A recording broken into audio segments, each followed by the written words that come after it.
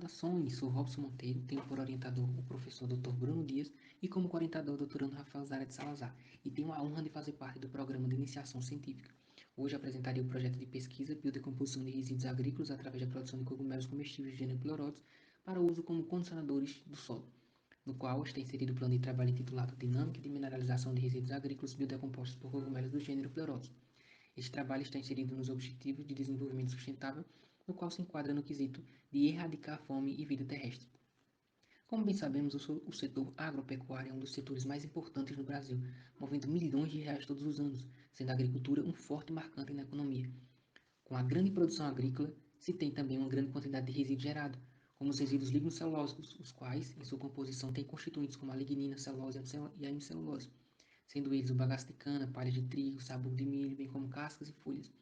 A depender da gestão, um resíduo agrícola pode representar vantagens ou desvantagens ao meio ambiente. Ele pode ser utilizado como cobertura morta, incorporação no solo, permitindo a proteção e reposição de nutrientes, ou pode atuar de forma negativa, quando mal gerenciado pode interferir e alterar a biota do meio ambiente. Uma alternativa promissora, a qual visa a reutilização de resíduos agrícolas lignocellulósicos, refere-se à produção de cogumelos comestíveis, a qual se trata de um sistema de bioconversão ecológica, onde o fungo, como o Pleurotus ostreatus, através de seu complexo enzimático, bioconverte esses resíduos, como exemplo de palhas, em um alimento altamente nutritivo com diversas propriedades, como sendo rico em sais minerais, proteínas, vitaminas, apresentando inúmeros benefícios à nossa saúde, além de possuir um alto valor de mercado. E após o ciclo produtivo de cogumelos, se tem um substrato biodegradado, SMS, que serve como fonte orgânica de baixo custo pela sua relativa facilidade de decomposição no solo. Este substrato biodegradado se destaca como sendo uma alternativa viável, com enfoque na alimentação para bovinos, ração para peixes, produção de biocombustível, além de poder ser utilizado como biorremediador e na incorporação em solos com problemas de degradação, atuando como condicionador químico e físico. Deste modo, com este trabalho, objetivamos avaliar a biotransformação de resíduos vegetais ligocelulósicos em compostos mais lábeis através da produção de cogumelos comestíveis, gerando SMS, bem como identificar os seus efeitos na incorporação do solo. O experimento cultivo de cogumelos e obtenção de SMS foi desenvolvido no módulo do GPEC com a produção de substratos biodegradados e no laboratório de matéria orgânica com análise desse substrato, na UFPB e no CCA. O inóculo utilizado, a CPPO-A02 espécie Pleurotus ostreatus, foi fornecido pelo GPEC.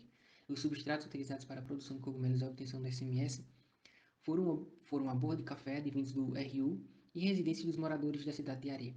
Outro substrato foi o bagaço de cana-de-açúcar, o qual foi proveniente do engenho Triunfo da cidade de Areia.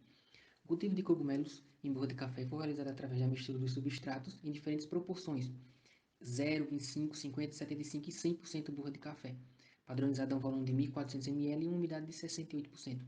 Os substratos foram misturados, ensacados em sacolas de polipropileno, esterilizados em autoclave, inoculados a uma taxa de 5% e incubados no escuro por aproximadamente 2 semanas. O experimento ele foi conduzido sob um DIC com 5 tratamentos e 5 repetições, sendo cada repetição uma unidade experimental correspondente a uma sacola de polipropileno com dimensões de 25 por 30 centímetros, totalizando 25 unidades experimentais. Após a total colonização das unidades pelo fungo, quando todo o substrato ficou branquinho, como podem observar nessas imagens, as unidades experimentais foram transferidas para a área de frutificação, onde foram induzidos por meio de cortes verticais com auxílio de um bisturi. Posteriormente, se tem passado e desenvolvimento dos primórdios, chegando ao ponto de colheita dos cogumelos, na etapa de indução frutificação, após 58 dias de inoculação, com a posterior colheita. Após o período produtivo, em média 70 dias, se obteve o SMS, os quais foram seco, triturados e armazenados para análises químicas. As variáveis analisadas foram crescimento micelial e eficiência biológica. Quanto ao experimento de incubação de substrato no solo, o solo do tipo solo crômico em condições de degradação foi coletado na estação experimental de São João do Cariri e localizado na área central da Paraíba. O solo foi coletado na profundidade de 0 a 15 cm no horizonte A, sendo realizadas 12 amostras aleatórias com um distanciamento de 50 metros entre si. O solo foi levado para secagem em casa de vegetação. Quanto à dosificação dos substratos ligocelulósicos, os substratos pós-cultivo foram obtidos pelo o módulo do GPEC. Os substratos utilizados para dosificação no solo foram as folhas de bananeira e casca de arroz em duas condições, in natura e SMS, sendo realizadas 3 repetições por tratamento. As quantidades de substratos necessárias para a incubação no solo foram calculadas em função do teor de carbono do restolho de milho in natura, segundo o laudo 2015, pela seguinte forma: a avaliação da SMS como condicionador químico e biológico, a incubação do substrato incorporado em um subsolo foi conduzida sob um DIC com 3 repetições em condições controladas. Os substratos foram incorporados em 100 gramas de TFSA de subsolo contidos em potes plásticos de 500 ml com vedação parcial incubadas durante 75 dias. A umidade foi mantida em 80% da capacidade de campo. Quanto às análises químicas do solo, foram avaliadas o pH em água, condutividade elétrica, saturação por base, carbono orgânico e fósforo lábil. e também a matéria orgânica. As variáveis foram submetidas à análise estatística realizada por meio do software R e os resultados foram submetidos à ANOVA. Os resultados da discussão para o cultivo de cogumelos, temos que o crescimento micelial no substrato foi reduzido pelo aumento na concentração da borra de café, ou seja, quanto maior a concentração de borra de café, menor o crescimento micelial por dia. Assim, observamos que a borra de café em 100% reduziu na metade o crescimento micelial respeito ao tratamento controle. Essa diminuição do crescimento pode estar relacionada com a porosidade do substrato em maiores concentrações de borra de café, porque o substrato está mais denso, podendo dificultar a corrida do micélio. Outro fator pode ser levado em consideração a composição química de cada substrato, onde a borra do café pode conter substâncias como compostos fenólicos, cafeína, tanino, o que pode dificultar a ação enzimática pelo fungo.